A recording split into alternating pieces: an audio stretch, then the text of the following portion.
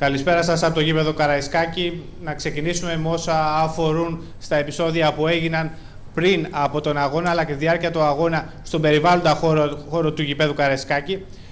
Περίπου ένα τέταρτο πριν από τη σέντρα, έξω από τη θύρα 5, είχαμε συμπλοκές ανάμεσα σε οπαδούς και δυνάμεις της αστυνομίας. Όσο εσύ είμαστε, εμείς βλέπουμε πλάνα με το ασθενοφόρο, τα όσα συνέβησαν αφού τελείωσαν τα επεισόδια, έτσι. Συνέχισε, Νικό.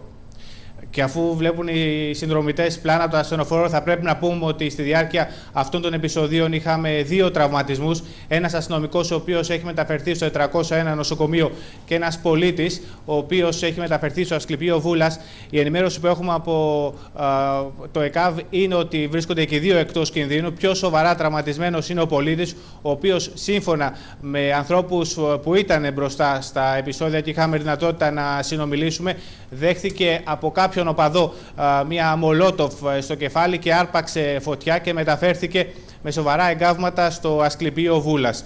Τα επεισόδια κράτησαν αρκετή ώρα, έγινε εκτεταμένη χρήση δακρυγόνων από την αστυνομία. Τι αφορμή υπήρχε πριν το παιχνίδι για να έχουμε επεισόδια έξω από το Καραϊσκάκη? Ουδής είναι σε θέση να πει με βεβαιότητα τι ακριβώς συνέβη. Κάποιοι αναφέρουν ότι επιχείρησε μια ομάδα ατόμων να μπει στη θύρα χωρίς εισιτήρια. Κάποιοι άλλοι αναφέρουν ότι χωρίς λογοκαιτία ξεκίνησαν τα επεισόδια ανάμεσα σε κουκουλοφόρους. Αυτό θα πρέπει να το πούμε ότι το αναφέρει η αστυνομία. Ήταν κουκουλοφόροι οι οποίοι δεν είχαν διακριτικά και είχαν συμπλοκές με δυνάμεις αστυνομίας.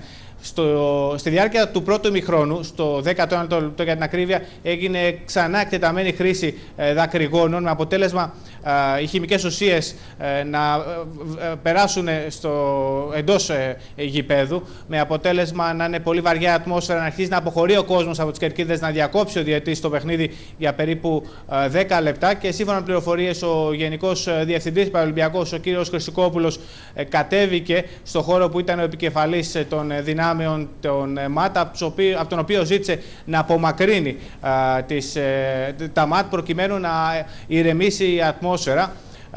Πράγματι απομακρύνθηκαν έξω από το χώρο της θύρας 5, όπου είχαμε τις συμπλοκές.